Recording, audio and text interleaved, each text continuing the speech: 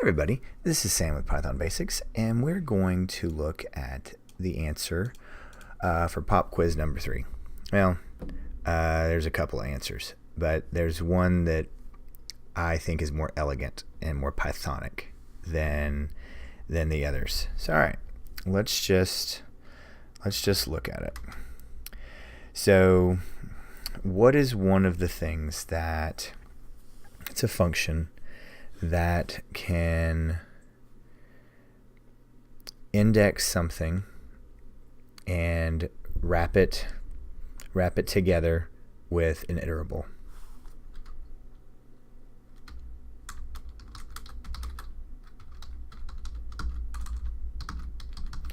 I always have to do this and wait for it to go purple to see if I did it right. So all right, and I'm going to put a card right here. I think it goes right here for what enumerate does, but it takes an iterable and then it puts a index to it, or it assigns a place. So then we can use that part of the tuple to then iterate over an iterable. So all right, inside the tuple, actually here, let's just look. Enumerate. Okay, so you get, it returns an object, iterable. Let's slow this over. So all right, so you get your index and then your sequence at that index. So to remind you, this is what it's going to look like. Print car and then engine and then I. So I did not give it a number because we want it automatically starts at 0. That's the default. And for this instance, that is exactly what we want. So now when I run this, I get my two lists going simultaneous together with one for loop. Now, I like this. I recommend this. Best practice. Now, I mean, let's just look at some others just so we can be thinking, because I like thinking through all our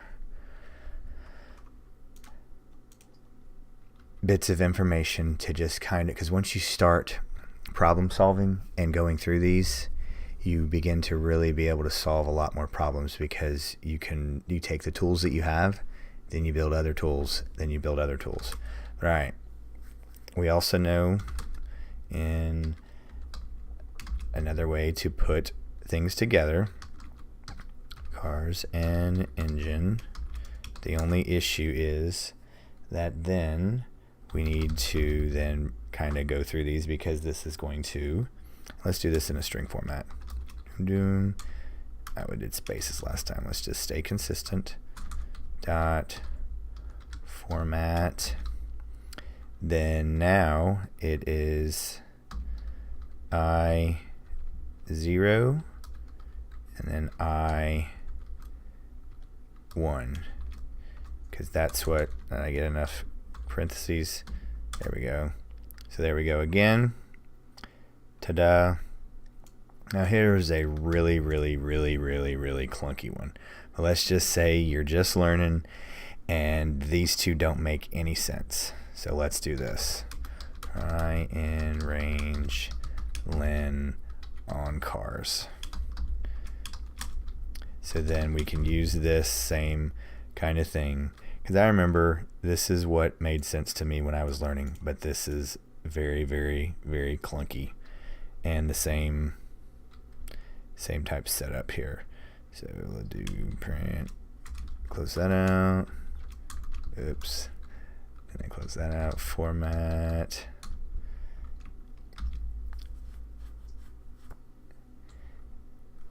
and then this one is slightly different.